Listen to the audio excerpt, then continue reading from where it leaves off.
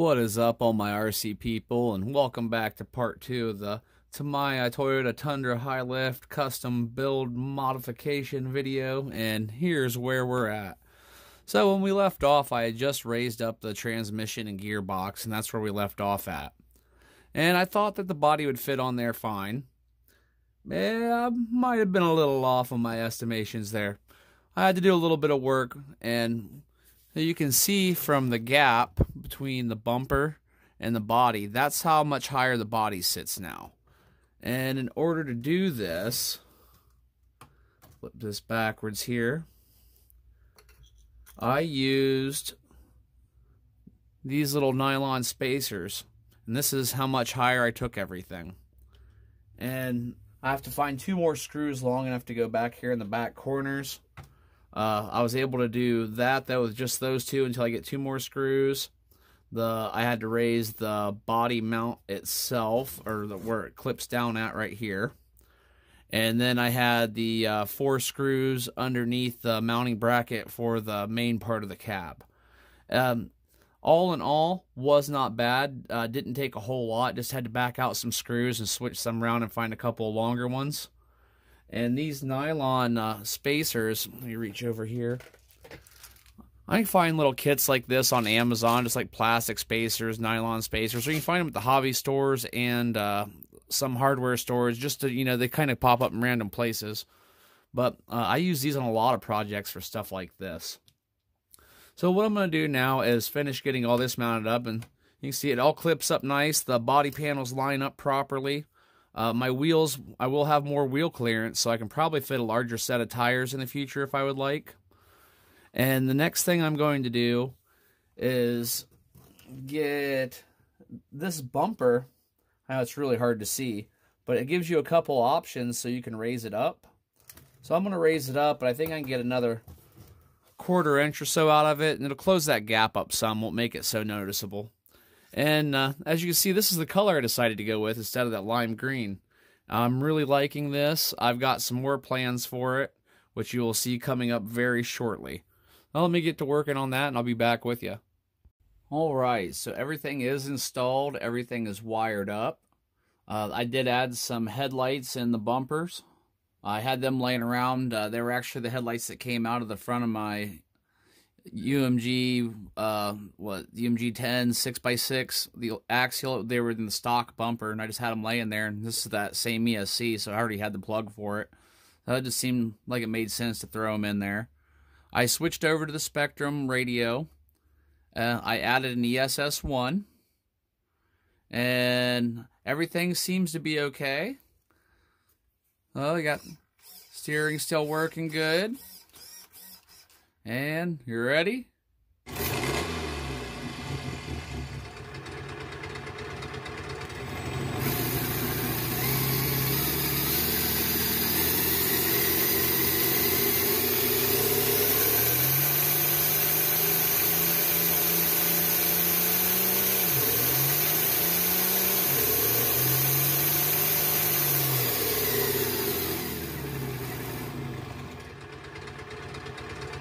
So, we got that all hooked up. That sounds good. That's going to be a cool addition to it.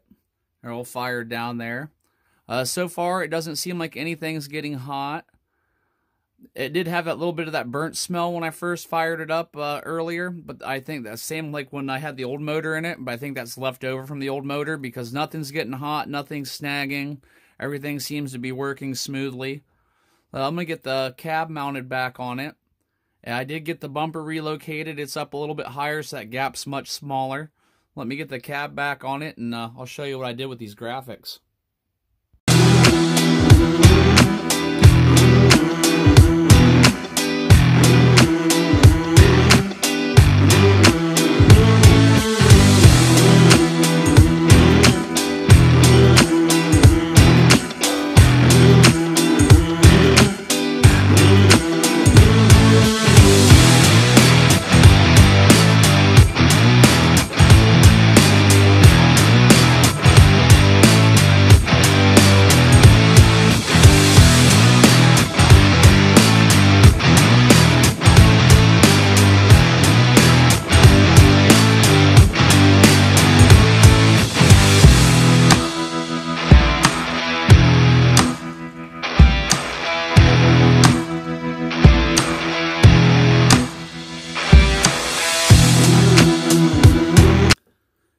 And there it is.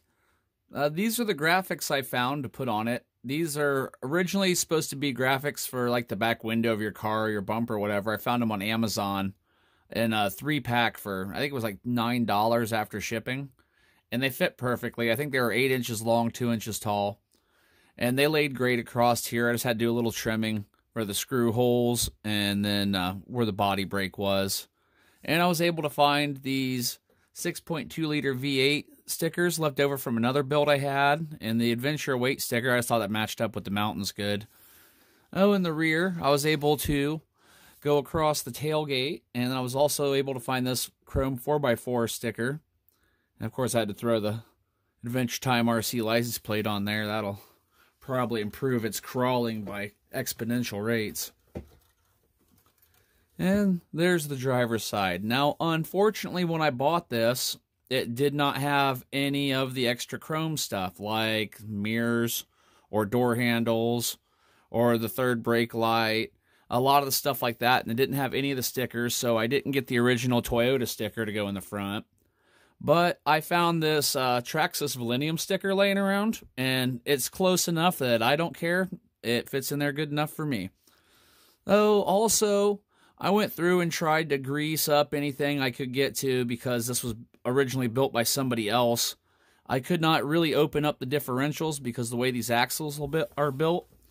You do have underneath this chrome plate, though, there's an inspection hole that's probably about, I don't know, almost the size of the end of like that X-Acto knife. So what I did is I just used some differential fluid like I use in my Armas, and I sucked it up into a syringe and I put it in that inspection hole, and I pumped the pumpkins about half full of differential fluid, and it doesn't seem to be leaking anywhere. So at least I know for a fact that the front and rear differential they've got some sort of grease in there. If I ever have to open it up, then I'll be able to put some marine grease or something, because I don't really see this going in the water, especially after I opened it up and saw they leave a open inspection hole back there that has no seal on it. But let's get this outside and run it. It is 18 degrees Fahrenheit out there today, so I'm not going to be running it very far, but at least want to get a little bit of footage of it running through the snow, and then you see it out and moving. All right, I'll meet you out there.